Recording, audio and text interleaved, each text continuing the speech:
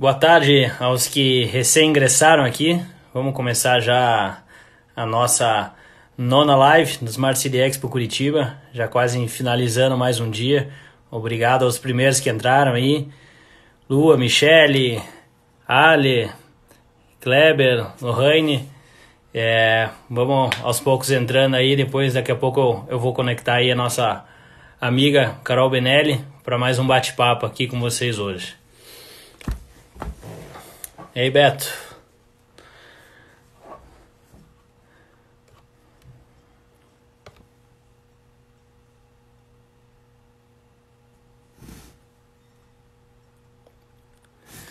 Pessoal entrando, Gás Conecta também, que está nos acompanhando em todas as lives aqui. Bem-vindos mais uma vez. Obrigado por nos acompanhar e ajudar nessa divulgação nesse nosso projeto.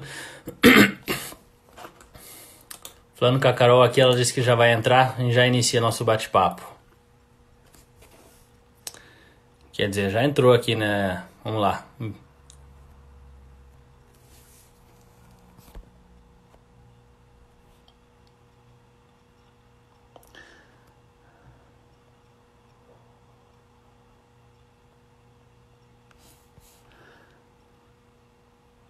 Carol, tô te procurando aqui para ver se eu te conecto. Acho que agora foi o convite aí.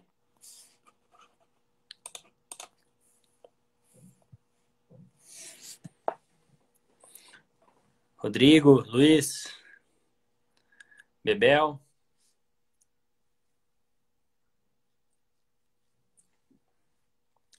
Conectando com a Carol aqui, esperar mais uns segundos, aí ela já deve entrar. Oi, Oi, Caio. Carol. Tudo bem? Tudo bem? Tudo Como é que tá? ótimo. Tranquilo? Tudo bem, tudo bem. Obrigada pelo convite. Um prazer estar aqui com vocês. Prazer Agora todo. virtualmente. Virtualmente, né? Tava sempre lá conosco lá no escritório, agora só por aqui. Você tava falando, né, Carol? Pelo menos você já tá mais habituada aí ao home office, já foi mais fácil a adaptação. Sim, sim, sim. Na verdade, a transformação digital forçada para muitos, para mim, ela é uma realidade. Parte da minha equipe fica no Rio de Janeiro, né? Eu Aham. fico aqui. E eu já trabalhava de home office antes, então assim não tive grandes dificuldades nesse sentido. No entanto, adaptar e coordenar todas as diferentes iniciativas que têm surgido desde então, sem dúvida nenhuma, é um super desafio. Além de coordenar toda a avalanche de informação que a gente tem, né, e Uhum. esse sentimento de como lidar com tudo isso ao mesmo É, tempo. é. A gente estava falando, vou aquecendo aqui alguns minutos, Carol, antes de iniciar nosso bate-papo, né? Só para dar tempo o pessoal falar, mas a gente estava até discutindo, né? Como filtrar aí essa quantidade de informação, né? Como filtrar a quantidade até de vídeos de WhatsApp, de áudio, saber o que é verídico, saber o que não é, saber o que realmente vale a pena a gente se aprofundar ou não. Isso também tem sido complicado, né? Tem sido bastante, na verdade, e eu tenho visto esse sentimento, assim, várias pessoas relatando, né? Inclusive tem algumas iniciativas que tratam, né, de psicólogos, canal aberto para quem está se sentindo um pouco mais vulnerável nesse momento, né? Mas é aquela correria, né? Você recebe do grupo da família, daí você tem um amigo É, que tá lá na Espanha e já te passa um feedback totalmente né, assustador, né? Porque eles estão lá 2 semanas à frente do que a gente tá, né? E isso acaba trazendo esse mix de sentimentos e confusão, né? De como lidar melhor com essa situação toda. Ó, é. uma galera entrando, o Edu Vamos lá, entrou né? A turma agora. andou. Eu vi ali que a Jennifer também entrou, a Renata Tudescato, nossa amiga, também já entrou. Bastante gente entrando aí na live. Então vamos iniciando por aqui. Carol, antes de mais nada, vou me apresentar rápido. Para quem não esteve acompanhando as últimas lives e quem não me conhece, sou um dos sócios diretores do iCities. É uma empresa pioneira no Brasil que vem atuando aí de cidades inteligentes desde 2012. Temos um grande projeto que é o Smart City Expo Curitiba, né? Essa feira que a gente trouxe de Barcelona para o Brasil, mais especificamente para Curitiba. Iríamos agora, nos dias dia 26 e o dia de hoje, 27 de março, realizar a terceira edição. Por motivos óbvios a gente posterga essa edição para junho, mas é um projeto até voluntário para a gente, pelo menos, conseguir disseminar esse conteúdo, que é o que mais nós do iCities prezamos, né? Por isso que a gente tem esse projeto de evento realmente para disseminar esse conteúdo e principalmente desmistificar esse conceito de cidades inteligentes, Smart Cities. A gente vem aqui através dessa plataforma. Nunca tinha usado live desde a semana passada, nunca tinha feito. Agora a gente está adorando aqui, pelo menos a gente consegue comunicar com outro tipo de público e tem sido bem interessante até, Carol. A gente teve diversos seguidores diferentes no Instagram, muita gente mandando mensagem, então está sendo bem legal. Carol, se quiser se apresentar vai ser muito diferente. Só comentando, Smart City Expo vai ser muito diferente depois desse episódio, né? Não há como negar. A conexão é diferente. Hoje tem pessoas aí do país inteiro que eu vi, galera de Fortaleza se manifestando, quantas vezes pessoalmente, né? Já tinha tido esse contato com o pessoal de lá, exceto nos grandes eventos que acontecem no Smart City Expo, né? Tenho acompanhado um pouquinho do Smart City Expo e a cada edição tem uma novidade. Essa novidade foi inesperada, no entanto... sabe que uma decisão de momento, assim, a gente realmente resolveu fazer isso na segunda-feira à tarde, para mandar um alô aí, um salve pro pessoal da Ginga também, a nossa assessoria na parte de mídia digital, que deu um show e conseguiu concretizar isso para a gente estar online, todo o pessoal da nossa equipe também que conseguiu, a Juliana conseguiu fazer todos os contatos aí, a gente conseguiu efetivar essas palestras virtuais aí, digamos assim, esses debates. Bom, Carol, se quiser se apresentar rapidinho, aí a gente já inicia nosso bate-papo aqui. Tá ok, então. Bem, meu nome é Ana Carolina Benelli. Acompanho, né, o evento e através do evento eu fiquei conhecendo também eles. Eu sou diretora da Linkedata, trabalho como pesquisadora e consultora do ITS Rio. Eu também acabo atuando em alguns comitês e grupos na área de cidades. Então, aqui em Curitiba, eu estou no Comitê de Governança do Curitiba 2035. Tenho participado junto com professoras da UTFPR do Comitê da ISO, de Cidades Inteligentes.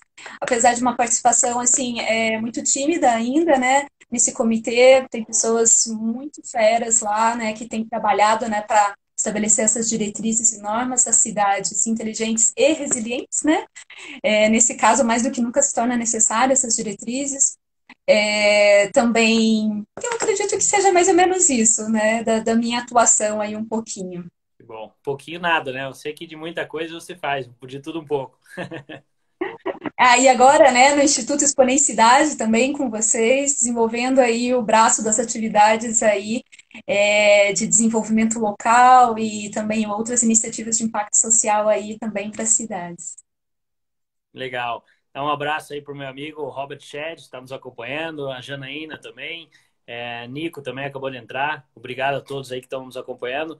Vamos seguir aqui, então. O título dessa palestra era um pouco longo, né? Como fazer com que as promessas das cidades inteligentes se tornem realidade e atendam às expectativas dos cidadãos. Mas o que a gente quer dizer com isso? Hoje em dia se fala muito de Smart Cities, né, Carol? Cada vez é um tema mais relevante. Se tem estudado e discutido muito isso, mas a gente sempre, desculpa até para as pessoas que acompanham mais e acabam escutando isso como clichê, mas a gente sempre fala que a tecnologia não é o fim, sim o meio, né? O fim é o cidadão, a tecnologia é apenas uma ferramenta para trazer essa qualidade de vida para o fim, né? Que é o cidadão, que é ele que tem que ser beneficiado. Nada adianta aqui a gente criar uma baita tecnologia se essa tecnologia não chegar para o cidadão e ele não conseguir trazer isso como benefício. Então, queria que você comentasse um pouco disso. Acho que vale bastante a pena a gente aproveitar também essa live aqui para conceitualizar melhor isso. O que é realmente, o que a gente quer dizer com qualidade de vida, né? O que a gente quer trazer qualidade de vida. Eu tenho alguns exemplos, eu sei que a Carol deve ter outros. Então, quero que você só aprofunde um pouco mais esse tema, né? A gente começar contextualizando isso para entrar mais a fundo no nosso papo de hoje. Beleza. Bem, Caio, eu concordo com você, né? Para quem já ouve, para quem já é da área, né? Acaba sendo um pouco clichê, né? Tratar disso, da questão da tecnologia como um meio, né? E sair desse discurso utópico de que existe realmente uma cidade inteligente, essa parte mítica que a tecnologia acaba trazendo de que ela vai modificar sozinha a vida das pessoas, né? Que por si só ela nunca vai ser o agente de transformação da cidade. E sim, é necessário que esse protagonismo resida e esteja dentro, né, de cada cidade, no seu próprio cidadão, porque reside nesse agente humano da população, né? E como também essas ações estão sendo realizadas junto com as lideranças locais, né, em cooperação com a população, as universidades e também as empresas, para que possa se transformar o dia a dia do cidadão. Então, de nada adianta a gente vir aqui e falar de uma cidade inteligente, ou então qualquer outra cidade adjetivada que a gente chama, né? A digital, a resiliente, a tecnológica, a sustentável, a inclusiva, né? Se a gente não acaba trazendo isso para o nosso dia a dia, tendo como foco o próprio cidadão. Aquela pessoa lá da ponta, aquela pessoa lá das comunidades mais de baixa renda que a gente tem aqui em Curitiba, que existe lá em Recife, que existe ao redor aí do nosso Brasil. Então, quando a gente fala de cidades brasileiras inteligentes, resilientes e humanas, antes de tudo, o fator humano que impera aí nessa história toda, né? Legal. E hoje eu até estava conversando com o Renato de Castro, tá morando lá na Itália há algum tempo. A gente teve um call com ele na terça-feira e ele falou justamente essa palavra que você falou muito aí, Carol, resiliência. Né? Antigamente, eu costumo brincar que antigamente era um modismo falar sobre sustentabilidade. Hoje a gente está vivendo esse mundo de smart, né? Tudo é smart, tudo tem que ter uma eficiência melhor, digamos assim, né? Tem que ter essa inteligência maior nas coisas. E eu acho e ele falou uma coisa que marcou para mim, né, Caio? A partir depois do Covid, pós-Covid, não vai ser mais inteligência, mas vai ser resiliência, porque é quem aguentou realmente, né? Obviamente que essa resiliência já vem com a inteligência, já vem com a sustentabilidade embarcada, mas acho que a resiliência realmente vai ser um próximo passo aí, né? E as cidades, né? Como que se tornar essas cidades resilientes, que nada mais é, né? Ela ser uma cidade inteligente, ser uma cidade adaptável que consiga passar por isso e superar isso de uma maneira mais fácil. Na verdade, eu acredito que a gente realmente vai ouvir essa palavra resiliente com uma frequência muito maior do que depois do que aconteceu agora. A gente já tem motivo de sobra para ter a necessidade de pensar numa cidade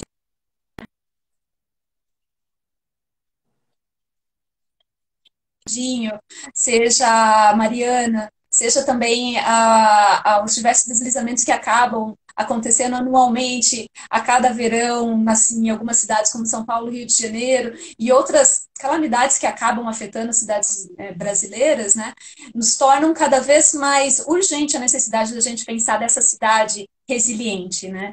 É muito engraçado a gente falar desse assunto, a gente trata a questão realmente de tecnologia e eficácia com uma urgência muito grande nesse sentido, mas de nada adianta se você não está preparado para essa inserção da tecnologia e, no caso, como a gente está vivendo, uma transformação da tecnologia forçada, da transformação digital forçada, né? Muitas pessoas tiveram que pegar suas coisas dos escritórios de um dia para o outro, ir para casa, e a partir disso, como é que você trabalha, sendo que o documento não está na nuvem, você não consegue se conectar, você não tem uma internet de boa qualidade, você tem que ir voltar ao escritório, porque por vezes algumas coisas têm que estar ali dentro do escritório que você não consegue pegar. Então, assim, tudo isso faz com que a gente tenha que ter essa necessidade de estar um passo à frente, pensando que, sim, nós precisamos estar de olho nessa resiliência que, por vezes, em posições como essa, por conta do Covid-19, somos obrigados, né, a atender. Ninguém está aqui em casa, enfurnado há praticamente 2 semanas, porque quer, né? Mas, ao mesmo tempo, isso mostra a criatividade do ser humano de poder lidar melhor com isso. Então, a economia criativa, e eu ouvi algumas lives também tratando disso, ela realmente vai ser um exponencial, porque a gente está tratando de pequenas pessoas, de lojas colaborativas que vão se unir após essa crise, a gente está tratando também de pequenos negócios que vão estar dentro de novas plataformas colaborativas para que possa ter uma nova solução, né, pensada coletivamente e também uma cocriação junto com o governo, junto com a sociedade e junto com as empresas. Legal. Tem um fã teu aí, Carol. O Bruno aí disse que você é a menina mais inteligente do Brasil. Que prazer, então, estar podendo falar aqui com a menina mais inteligente do Brasil. Bom, vamos lá. Falando sobre tecnologias, as cidades hoje adotam diversas tecnologias, né, Carol? Hoje que estão Então, nosso dia a dia, às vezes as pessoas nem percebem isso. Quais são as tecnologias que você acha que as cidades estão adotando realmente para se preparar, para se tornarem mais inteligentes? Né? A gente fala aqui, às vezes, de uma sopa de letrinhas, né? De blockchain, de big data, de inteligência artificial. Quais são as tecnologias que estão vindo para as cidades para torná-las mais inteligentes e, lembrando que o cidadão é o fim, e que conseguem chegar no cidadão e falar, nossa, com essa tecnologia que a cidade está adotando, realmente eu consigo viver numa cidade melhor, com mais qualidade de vida. Puxa vida, na verdade, assim, se você parar aqui, mais uma vez, a tecnologia ela vai trazer todos esses insumos para ser utilizada pelo ser humano e para auxiliar o humano numa melhor eficiência das suas atividades, cara, você vai ter, né, realmente a sopa de letrinhas que a gente comenta, é o IA, é o blockchain, trazer aqui, Caio, é tratar a tecnologia como uma estratégia de dados e infraestrutura. A partir do momento que a gente traz isso, você consegue conectar todas essas diversas ferramentas e tecnologias de forma muito mais fácil, mais simples. Né? E com isso você consegue também unificar as diversas instituições governamentais. E a gente sai do federal para o estadual e para o municipal. Então a gente deixa de ter ações isoladas para a gente poder ter ações pensando no todo. Então, eu acho que isso é uma parte que eu acabo ressaltando bastante, né? Então, se perguntar quais tecnologias, puxa, a gente pode falar do SIM, do City Information Modeling, que é espetacular, é muito bacana. Vocês do iCities também, que tem aí engenheiros, né, na equipe, podem falar com muito mais propriedade disso, né? Mas a gente vê também a questão do uso de drones, mas de A a Z, né? Seja para a questão de manutenção da parte de ferroviária, seja para a questão de supervisionamento da parte da agricultura ou dos locais próximos às cidades, seja entrega, enfim, né? Eu acho que existe uma infinidade de aplicações da tecnologia, mas de nada vai adiantar se a gente não tiver essa estrutura de dados e infraestrutura bem consolidada. A gente falou aqui em algumas lives, e eu acho que é um assunto bastante pertinente, né? Porque é o cerne de tudo isso, a questão de dados, né? Como a gente consegue preparar uma cidade melhor sem dados, seria impossível, né? E como a gente consegue tratar esses dados, a gente pode receber eles através, né, de pesquisas ou de um sensoriamento numa cidade, mas depois tratar ele, né? Formar esse Big Data gigante com a ciência de dados, né? Que eu conversei depois com o Kleber Canuto aqui numa outra live, e depois tratar eles para ter uma inteligência melhor, eu acho que é a base de tudo isso. E aí você falou de algumas tecnologias que já vão utilizar desses dados, né? Tecnologias que as cidades vão realmente cada vez se aprimorar cada vez mais para conseguir entregar uma cidade melhor e mais eficiente para as pessoas viverem. Então, acho que não sei se também você pode citar, aqui também teve uma pergunta da Maria, falando aqui o que falta para efetivamente começarmos no Brasil o desenvolvimento de cidades mais inteligentes. Você acha que ainda a gente já começou nesse processo, ainda não começou? Eu costumo dizer que não existe sempre uma cidade inteligente e outra não, né? Existem etapas, uma mais que a outra. O que você acha aqui nessa pergunta da Maria? O que você acha que realmente falta aí para a gente começar pelo menos a aparecer mais? Eu acho que a pergunta dela é mais nesse sentido, né? Começar a perceber isso mais. Eu acho que falta se eu pudesse falar, Maria, e já prever como que seria, né, todo esse escopo e esse desenho, né, eu diria governança. Né? A partir da governança, você começa a desenhar como se dá essa interface entre nível federal, estadual, municipal e as diversas instituições que acabam trazendo e unificando as iniciativas da cidade. Então, hoje a gente vê várias iniciativas, seja na parte de análise de dados, acredito que tenham dezenas assim de pessoas que já estão consolidando esses dados, que já estão trazendo, que estão tratando da questão de predição de casos de corona, de impacto na parte da economia, seja na parte do comércio, seja na parte dos serviços. Tem gente que está tratando esses dados por faixa etária. Então, quais são os municípios que têm o maior número de pessoas idosas? Quer dizer, eles talvez, possivelmente, vão precisar um pouco mais da ajuda governamental ou não. Mas, quando a gente trata dessa governança, como ela é composta? Bem, primeiro, né, antes de tudo, a governança ela é composta por fatores humanos, né, e institucionais. Então, esses fatores humanos e institucionais, eles podem muito bem ser amarrados através das hélices da tríplice hélice, né? Que é a universidade, é a empresa e o governo e sociedade civil, né? Então, a partir disso, eles podem trabalhar em ferramentas de cocriação e de inovação nos serviços da cidade. E, além de tudo, por meio dessa cooperação, eles acabam auxiliando para rodar a hélice. Então, eu acredito que a governança aí tem esse papel que seja construída uma agenda de governo digital, por assim dizer. Legal.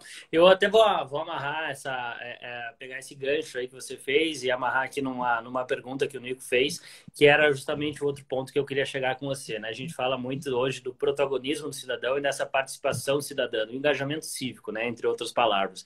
Ele fez aqui uma pergunta, né? Como o poder público pode facilitar com que a iniciativa privada, ou seja, nós cidadãos ou PF, né, pessoa física ou PJ, pessoa jurídica como empresário, se envolva e passe a atuar mais para aumentar a resiliência das cidades.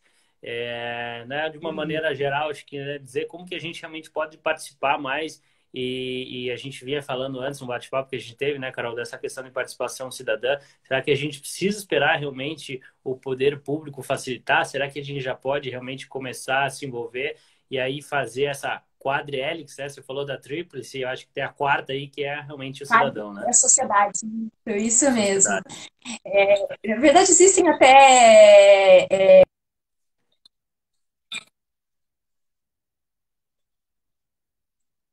de fomento também envolvidas. Então, tratando só um pouquinho da parte do governo e depois passando para a ação do cidadão, né? O governo ele tem várias formas de trazer o cidadão para que ele possa participar junto, né? E quando a gente acaba tratando um pouquinho e mensurando quão abertos são os governos para essa participação social, vale falar um pouquinho da iniciativa da Open Government Partnership, que eles acabam mensurando como os países são abertos, quão abertos são esses governos para essa participação social, seja por meio do governo aberto, dados abertos e participação social, seja através das iniciativas. Então, eles acabam mensurando isso através de uma escala, que eles chamam de escala de participação social. Ela primeiro tem como primeiro nível informar. Então, quando eu vou lá e publico no site governamental as ações que minha cidade está realizando, eu estou informando a população. Esse é o primeiro estágio. Maria, se chama Open Government Partnership. E essa escala ela é adaptada da International Association for Public Participation, IAP2.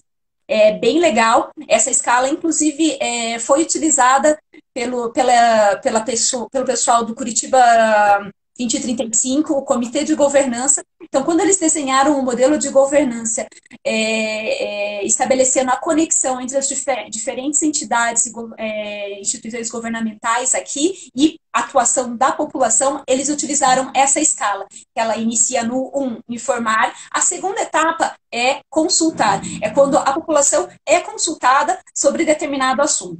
Então, agora, logo mais em maio, vai ter a consulta pública com relação aos planos setoriais. Né? Se Deus quiser, não vai ser adiado, enfim, né, se tiver, mas de qualquer jeito, vale essa... Depois quero fazer uma provocação para o lembra depois, inclusive, Caio, com relação a essa iniciativa dos planos setoriais.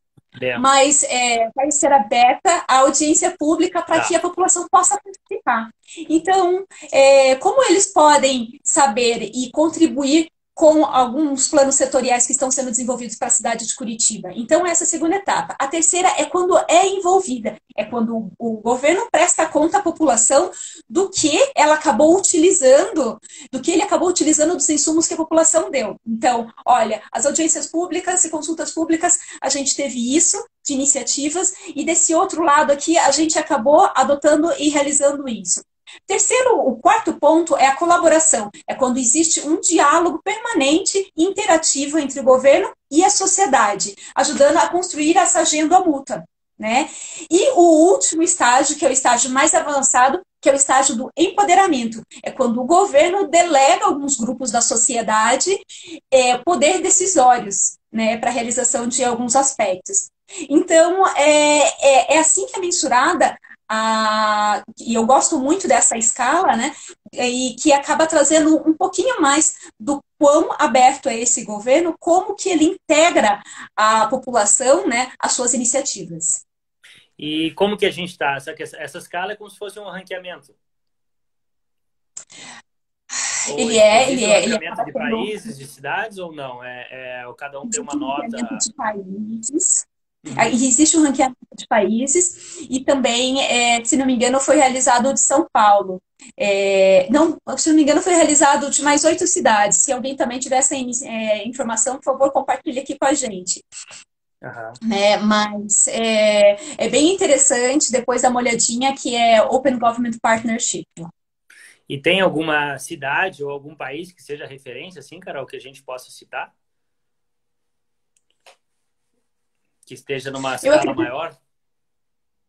Eu acredito que os países europeus eles acabam proporcionando essa interação Uhum. maior. A Escócia tinha um histórico muito interessante, né? Inclusive de participação com o parlamento, então foi bem legal.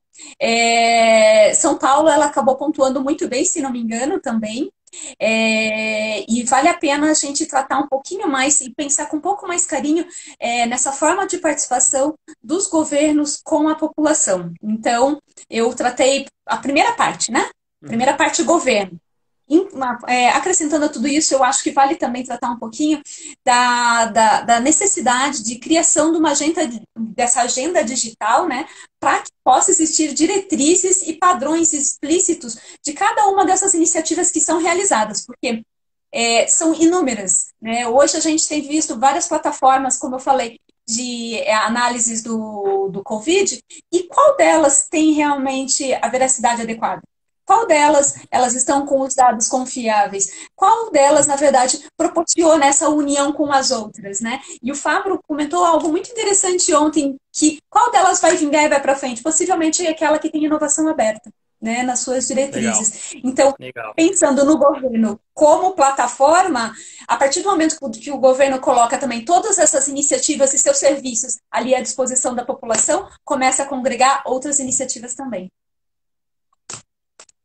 Legal. Dando um oi aí para mais alguns que entraram aí, até o Canuto, a Melina, Curitiba 2035. Obrigado por estar acompanhando. Mandem as Olá, perguntas aqui também. Curitiba. Bom, então a gente citou também, acho que não tem como deixar de citar em nenhum live o caso do Covid, né, do Corona. Dentro da realidade que a gente tem hoje, você tem visto algumas dessas ações assim de participação social para o governo, para as cidades, né, de empoderamento, de engajamento cívico para tratar desse assunto especificamente? Sim, na verdade, inúmeras, né? Eu acho que todo mundo tem recebido algumas iniciativas e algumas ações, e ao mesmo tempo é muito difícil filtrar isso, Caio. Eu tenho certeza, assim, que o que eu estou passando não é somente um problema meu, e isso é uma característica muito singular dessa pandemia que a gente está vivendo. São 5 continentes que estão passando por isso, são diversos países que estão no mesmo barco, todo mundo na mesma situação. Então, ontem eu recebi até uma mensagem de um amigo, ele passou para mim um post que eu olhei e eu me senti tão acalentada com aquele post que mostrava assim, quem eu quero ser durante o Covid, né? E Uhum. mostrava 3 esferas. Eu não sei se você chegou a ver, recebi ontem Não. isso e hoje eu recebi em outro grupo, mas me trouxe aquele aconchego, sabe? Puxa, gente, não sou só eu, né? Porque naquele primeiro momento foi realmente da zona de medo, né? O que eu vou fazer? Como que eu vou tratar isso? A logística que eu tive que fazer, eu não tive logística da parte de home office, em compensação, eu tive uma logística familiar muito delicada, como buscar minha avó que estava lá em Maringá, minha mãe foi atrás, como que ela volta de avião, ela volta de carro alugado, ela vem de carro, vão fechar as rodovias, o voo teve que ser cancelado, não teve, então foi assim, uma loucura. Então, passando essa fase de medo, e também, isso também eu ressalto aqui, que a dificuldade da gente poder sensibilizar as pessoas mais idosas a ficar em casa. Esse também foi um problema muito grande, que vi várias pessoas comentando. Depois recebemos inúmeros memes, né, de como trancafiar Deixar eles quietos lá, né? Conseguir segurar os mais Exatamente. velhos em casa. Isso mesmo, né? E depois, passando essa fase, foi essa zona de aprendizado, né? De que no início, até por conta do desconhecido, foi a enxurrada de informação, a gente assistindo tudo ao mesmo tempo. Falta uma agenda por parte do governo, concordo também. E também falta a gente poder filtrar essa questão de como se dá essa enxurrada de informação. Então, essa foi a zona de aprendizado, que a partir de alguns dias, eu não sei você, Caio, acredito que você possa também me dar um depoimento de como foi aí, mas eu larguei por uns 3, 4 dias, eu parei, eu não queria mais ver grupo de WhatsApp, eu não queria ver mais informação, eu só pegava uma vez ao dia o jornal e assistia, e era isso, porque aquilo estava me causando uma ansiedade gigantesca. Claro, claro. Não, eu também. Eu filtrei bastante, televisão principalmente, né? Se fica em casa, às vezes, deixa um Globo News passando, é o dia inteiro isso e começa a ficar aterrorizado e você começa a puxar isso, né? Parece que você fica realmente com peso vendo isso toda hora, né? Me comove muito ver outros países como estão, né? A própria Itália, né? Deve estar passando realmente por um algo que a gente não quer que a gente passar aqui no Brasil, né? Então isso dá um certo temor saber que eles estão 15 dias atrás, se realmente isso vai chegar até nós, né? Então, por isso acho que toda ação agora é válida. Eu, na maioria dos grupos que tenho participado e dessas ações assim, de engajamento cívico, a principal que tem feito realmente é quanto à qualidade da informação. Na maioria dos grupos que eu tenho participado, ainda é muito mais informativo mesmo, assim, sabe? De, isso aqui é fake, isso aqui não faça desse jeito, faça aquilo, porque é tentar disseminar informações reais, né? Informações que tenha um argumento e para que isso não dissemine os fake news que a gente recebe tanto, né? Em tantas vezes. Então, a maioria dos grupos que eu tenho visto, assim, tem trabalhado bastante nisso, mas também tenho visto que haja uma participação mais efetiva, até quanto à questão de produção de máscaras, quanto à questão de alguns softwares que têm sido doados. Por exemplo, Curitiba aqui, né, já Sim, começou a adotar a telemedicina através de uma doação da sim. Doctoralia e alguns Uhum. tantos outros softwares que também passam aqui pela iCities que a gente está tentando levar como chatbots no WhatsApp, muita gente falando, mas eu tenho que baixar outro aplicativo do coronavírus, por que a gente não consegue já fazer uma coisa no WhatsApp que todo mundo usa, uma coisa que a gente está tentando emplacar. Então, acho que há esse movimento, né, do privado querendo colocar isso de certa forma Sim. para o público. A maioria das soluções que eu tenho visto ainda são como doação, né? Como uma parceria ainda sem uma remuneração, obviamente, acho que até pela pressa do movimento, mas eu vejo que há bastante coisa já acontecendo. Não sei se você também tem visto aí algumas outras soluções que têm vindo do privado de uma maneira mais rápida aí por conta do Covid. Sim, sim, sim. E aí, na verdade, até só para finalizar, a última esfera é a zona de crescimento. É a parte que você consegue verificar como você consegue fazer a gestão da sua própria realidade, auxiliar os outros e fazer isso com esse propósito. Algumas pessoas passam por essa curva de crescimento de maneira muito mais rápida.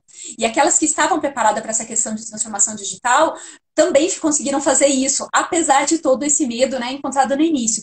No entanto, aquelas pessoas que não tiveram e aquelas empresas que não estavam preparadas para isso acabam penando muito mais nesse sentido. Falando das iniciativas acabam surgindo nessa zona de crescimento, né, que a gente fala, teve uma bem bacana aqui, que é do próprio da FabLab daqui de Curitiba, né, para a impressão das máscaras, ela acabou se unindo também ao UFPR, cooperação entre os empresários, entre o governo e a universidade para a fabricação dessas máscaras. Existe também alguns editais que saíram, o Senai Nacional, ele abriu um edital junto com o Embrapi, se não me engano. Então surgiram algumas iniciativas, o próprio PID também abriu um edital para as startups. Então surgiram algumas iniciativas perdão, de aporte de dinheiro para isso. No entanto, são as iniciativas que, por vezes, são pequenas, como Vizinhos do Bem, como outras duas que acabaram surgindo nessa mesma realidade, de como você pode auxiliar o senhor que mora aqui no andar de baixo, ou então do outro lado da tua rua. Né? Então, são iniciativas que pesam pela colaboração, que acabam pensando nas pessoas primeiro. E é esse o viés que a gente sempre tem que ter, minimizar essa quantidade de disseminação e contágio que a gente tem tido agora nesse primeiro momento, né? No segundo momento, como a gente pode se planejar para fazer uma destinação mais adequada a todos esses insumos que estão sendo produzidos, né, Caio? Porque não adianta a gente falar sobre a produção, seja das máscaras, seja dos respiradores, seja a importação das vacinas, se a gente não saber para onde a gente vai alocar esses recursos, Claro, né? claro, com Então, certeza. porque você está trazendo uma quantidade de vacinas, ela é adequada, ela é ideal, ela é uma quantidade excessiva, vai ter overdose dessas vacinas ou não vai ter? Então, como se dá esse planejamento? E é aí que a governança tem esse papel fundamental. Se a gente não tem essas diretrizes claras, que elas congregam tanto as orientações federais com as governamentais e as municipais, acaba tendo um certo tilt por aí, né? Então, hoje a gente vê que alguns municípios tomaram iniciativas diferentes de outros, a gente vê uma iniciativa estadual amarrando isso e a gente vê essas diretrizes nacionais. Agora, como lidar com tudo isso é só a governança que vai nos preparar para isso. Legal. Bom, vamos falar de coisa boa, então, né? A gente tem falado bastante do Covid, eu acho que não tem como a gente não falar, mas existem outros projetos, alguns que você também estava bem inteirada, né, Carol? Até como as hortas urbanas aqui de Curitiba, acho que é um projeto bem bacana que foi feito aqui na cidade de Curitiba, que mostra como tem força nessa essa participação cidadã, engajamento cívico para transformar algo e se tornar realidade. Você pode falar um pouco mais desse projeto? Foi um projeto premiado até mesmo lá em Barcelona, quando a gente teve em 2018. E gostaria que você falasse um pouco mais desse projeto, que para mim é um antagonismo, né? Se fala de Smart Cities, mas um projeto de horta urbana que não tem tecnologia em si aplicada, né? Mas não deixa de ser uma solução, pelo contrário, é uma baita solução de Smart Cities. Ela trata-se de uma tecnologia social, né, Caio?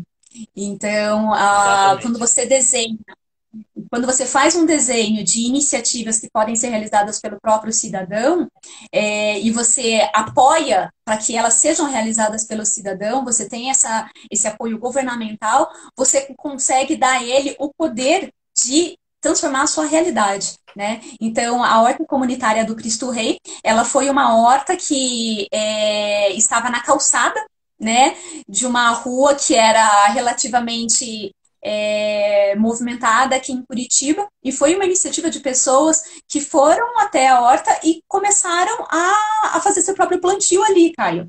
Então, eles começaram a trazer leguminosas, verduras, e a partir disso eles começaram a trabalhar, fazer todo o movimento de agroecologia. E o pessoal ia até lá, eles pegavam todas esses temperos e todos esses alimentos dali, e ali acabou se tornando um ponto de encontro e uma comunidade dessa região aqui do Cristo Rei.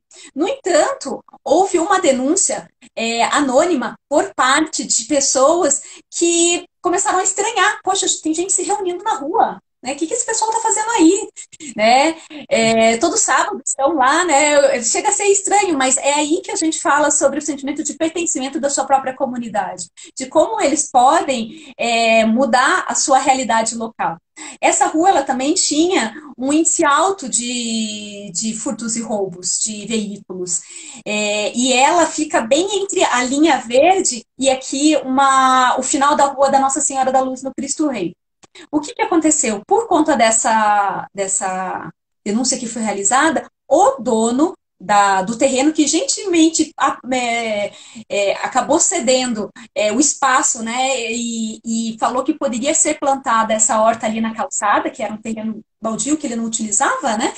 Eles comentaram que esse dono ele iria ser multado. Poxa vida, né? E daí começou uma super mobilização da população para que salvassem a horta do Cristo Rei e, obviamente, não deixassem o dono, né, ser multado, porque, afinal de contas, não tinha nada a ver com isso. Simplesmente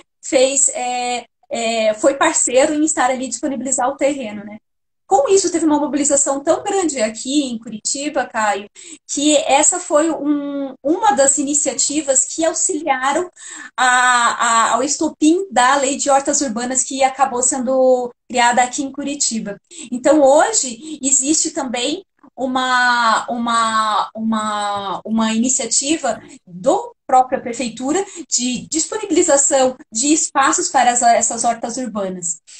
Quero lembrar também de uma coisa, eu não sei como que está o ambiente também das outras hortas, posso falar da minha iniciativa, que minha horta fica aqui do lado, né? Uhum. Hoje, a Horta do Cristo Rei, ela passa por um momento de baixa de pessoas que estão ali mobilizadas e voluntários cuidando dela. E eu acho que, como toda iniciativa popular, ela tem altos e baixos. Então, hoje, eu passo ali, faz muito tempo até que eu não vou, eu acredito que faz aí uns 2 meses, mas passamos lá, recolhemos o lixo e eu não tenho tido mais tempo de ir até lá e trabalhar na horta e, por vezes, fazer esse envolvimento junto com a população. E essa liderança, tem que ser contínua. Na verdade, não existe uma liderança de uma só pessoa, são diversas. Então, como todo movimento popular, ele acaba tendo altos e baixos. Deixa eu ver aqui, a Horta Comunitária Folha do Pantanal, que ganhou o primeiro lugar no curso de Boas Práticas pela Secretaria de... Antes, um lixão hoje contempla mais de 80 famílias. Que iniciativa bacana, né? Eu não sei quem que falou aqui, é o Ricardo. Ricardo. Que iniciativa. Parabéns, Ricardo. A gente espera que cada vez mais existam mais iniciativas dessa forma, né, Caio? Porque Até era uma pergunta que eu ia fazer para você, Carol, por exemplo, essa horta comunitária, quantas pessoas você acha, mais ou menos aproximadamente, tiveram que estar presentes assim para tornar isso realidade? E quantas famílias ela atende? Vocês têm esses números?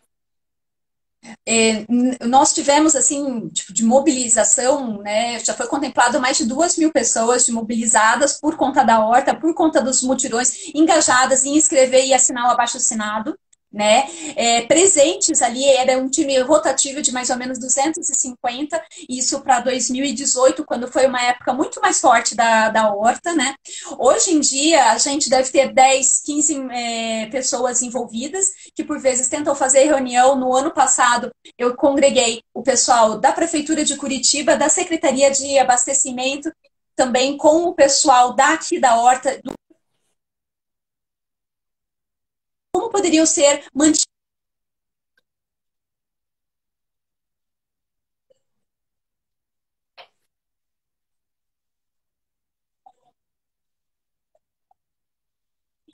a prefeitura se disponibilizou a nos auxiliar. No entanto, se alguém não vai lá e tem essa liderança, ela acaba não acontecendo. Então, é sempre 4 hélices rodando ali, né, Caio? Se o cidadão não está envolvido, se o governo não está envolvido, e até universidades foram até lá e auxiliaram nessa proposta, elas ficam um pouco soltas. Então, te digo que se não existe esse movimento, ele não vai para frente. Legal, o Ricardo está mandando vários inputs aqui para gente, até falando aí que tem até plantas fitoterápicas que auxiliam nos tratamentos médicos, né? Muito legal isso, obrigado por compartilhar aqui, Ricardo, as informações. Eu vou mudar aqui um pouco, então, Carol, de assunto. A gente falou também, entre vários pontos, sobre a medida provisória 298, né? Que dá o limite aí, do acesso à informação pública, né? E houve até um grande movimento em cima disso agora recentemente. Queria que você explanasse um pouco melhor para a gente o que é isso, voltando um pouco a questão dos dados, né? A gente acaba sempre batendo nessa mesma tecla. Então, se puder explicar um pouco isso, o que é essa medida provisória 298, né? O que aconteceu aí nesses últimos tempos? Tá. Para você acessar os dados, existem inúmeras formas, inúmeras plataformas, né, para você acessar esses dados, mas uma das formas mais recorrentes de acesso aos dados é a Lei de Acesso à Informação, que é um importante instrumento de transparência dos governos, Caio. Então, agora, com a situação que a gente teve da pandemia, foi editada a medida 298, que suspendeu o atendimento do acesso à informação. E isso acabou causando Você suspende o acesso à informação, como que as pessoas vão auxiliar no tratamento desses dados para poder fazer as análises, agregar informação em cima disso, para que elas possam ser tomadas como insumos para as decisões, né? Para o planejamento que eu estava te falando, para a destinação de máscaras, por exemplo. Né? Então, ela foi suspendida durante esse período e acabou causando assim, uma mobilização muito grande das instituições que estão mais envolvidas com isso. Eu cito principalmente a Open Knowledge Brasil, que reuniu-se com 80 outras instituições para falar, e foi redigida essa carta, né, para que pudesse ser desfeito isso. E foi derrubada essa MP, então foi uma vitória nesse sentido, saiu agora recentemente. E hoje já existe um outro movimento, né, que também foi sugerida pela própria Open Knowledge Brasil, que é Dados da Pandemia Já, que é a melhoria na entrega desses dados sobre a pandemia. Então, foi emitido esse ofício para o Ministério da Saúde, né, melhorando algumas das questões dos dados, seja ela no acesso, seja ela na disponibilização do formato, seja ela na modalidade como ele possibilita que seja baixado isso, que ele não seja num PDF, que ele possa autorizar a edição desse dado e o tratamento em cima disso. Então, quando a gente fala lá em cima, quando a gente comentou, né, há um tempo atrás agora, sobre como engajar esse governo, né, a gente fala de um governo também que é um governo visto como plataforma, que ele oferece esses insumos para a consulta desses dados abertos, né, que a partir disso ele começa a trazer para a população e empoderá-los para a consulta e realização dessas informações. Então, a gente passa por essa curva, Caio. A gente trata primeiro o dado, a gente acrescenta a ele um contexto, então a gente passa para a informação e depois da informação a gente começa a tratar, adicionar as nossas experiências próprias, né, nisso, até ele se tornar um conhecimento a ser aplicado para políticas públicas. Então, sem isso, Legal. Caio, não existe essa possibilidade. E quando você fala, né, foi derrubado ou foi vetado, né, essa medida, quando você fala foi quem quer, né, a sociedade civil organizada, como que foi feita essa organização para que a sociedade, né, tenha essa força para conseguir esses vetos ou tudo mais? Como que você sabe como que foi gerido isso? Uhum. A gestão disso, não vou poder te explicar a fundo. Para gente, assim, que eu acabo participando aqui em Curitiba do Code for Curitiba, que até pouco tempo atrás, no início desse mês, a gente fez um evento chamado Open Data Day, que promovia o acesso aos dados abertos para o desenvolvimento das cidades, que foi lindamente conduzido pelo Ricardo e toda a equipe do Code, que foi muito bacana. E quando a gente trata justamente isso, a gente fala desses dados mais acessíveis. Então, essa MP foi vetada, se não me engano, puxa vida, se alguém souber ali também, que acabou de entrar, fique à vontade, por favor, para falar. Foi levado isso para cima, isso retornou e ela foi pelo menos anulada, Caio. Eu não vou poder te dizer como se deu esse trâmite, mas posso dizer que a resposta foi rápida. Não, mas que bom, né? Isso que a gente vê que é uma resposta rápida, é uma pressão na sociedade que, né, dá resultados rápidos também, né? Então, é um pouco dessa protagonismo do cidadão, um pouco desse engajamento cívico que a gente vê que dá resultado. E esse movimento de dados da pandemia já, ele foi criado aqui? Como que está sendo feito isso? A Open Knowledge Brasil, ela acabou trazendo esses dados, né, da pandemia já, solicitando essa melhor acuracidade dos dados. Uhum. Vi que o Ricardo entrou ali também, fique à vontade, Ricardo, para poder contribuir sobre a questão de como ficou essa situação do veto, se você souber. Perdão, sobre o...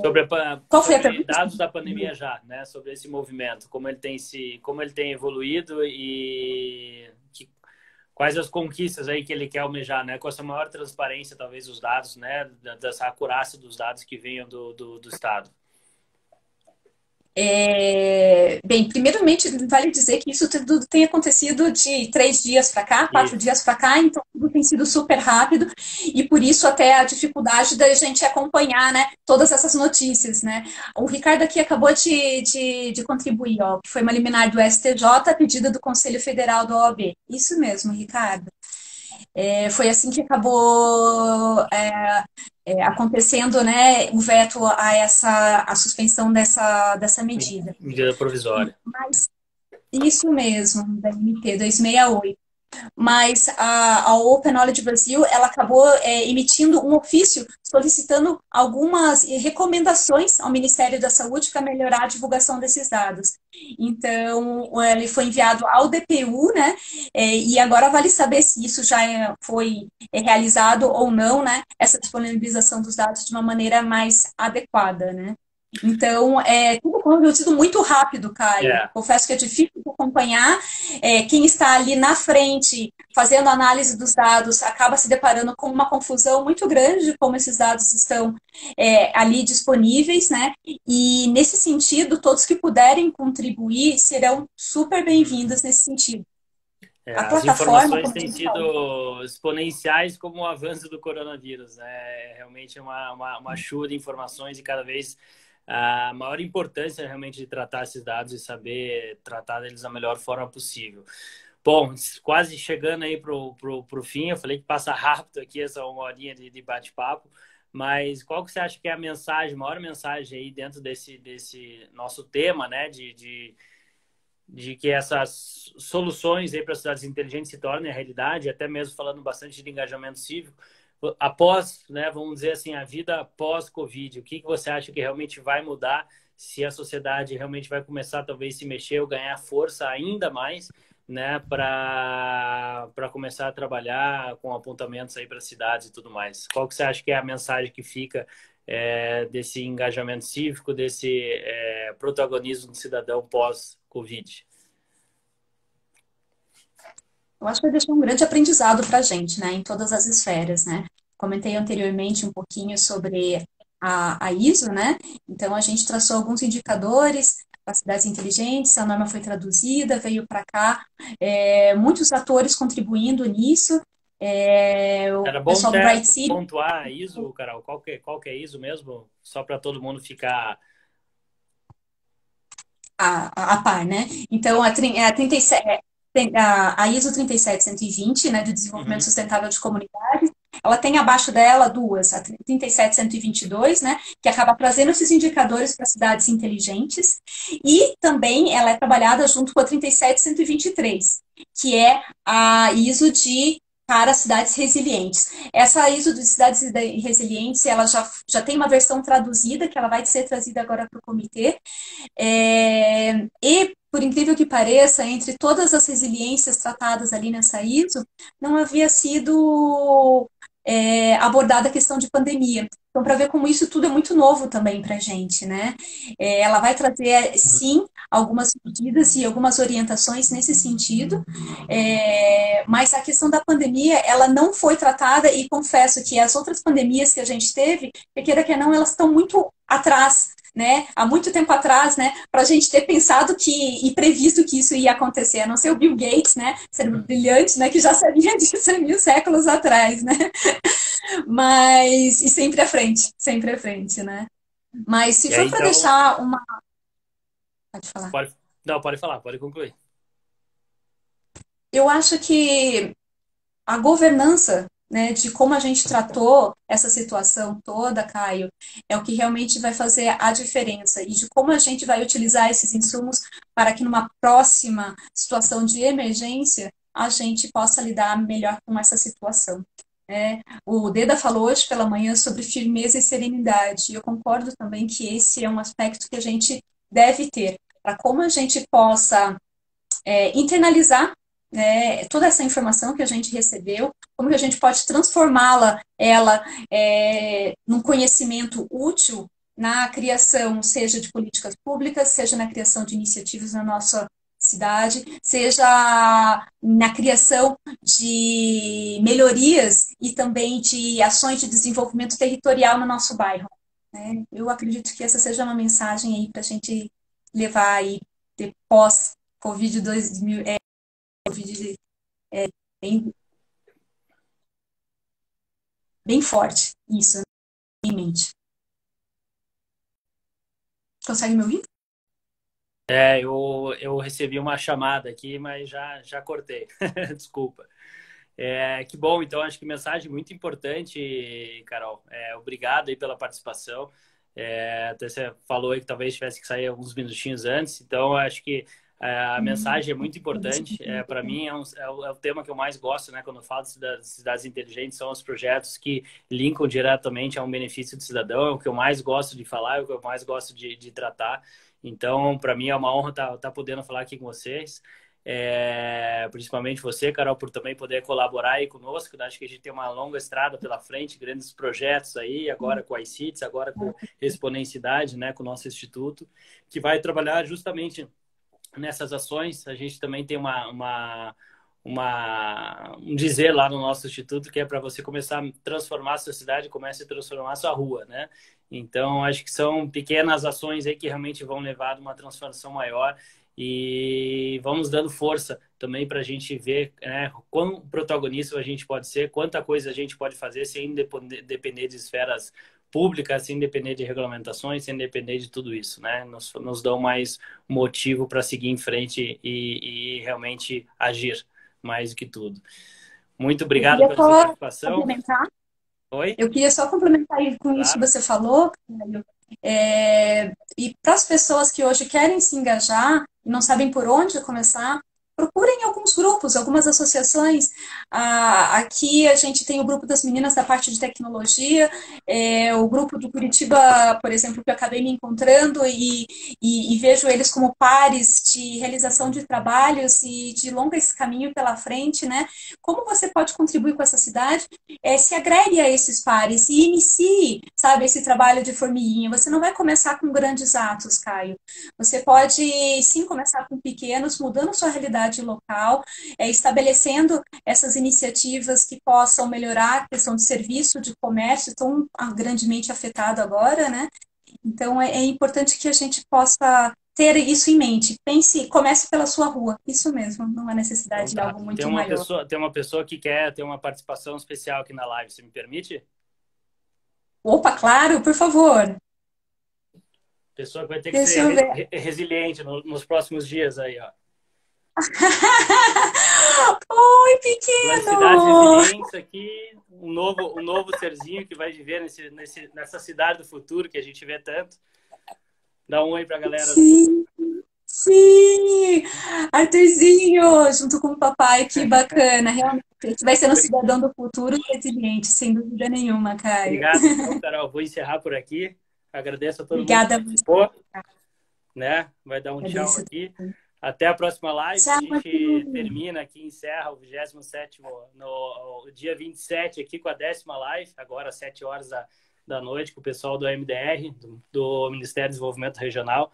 Olha, muito boa essa live com o Beto Marcelino. Eu sugiro que acompanhe, apesar de sexta-feira, às 7 horas. Eu acho que vale a pena participar da última live. Obrigado, Carol. Falamos num próximo momento. Até mais. Até logo, tchau.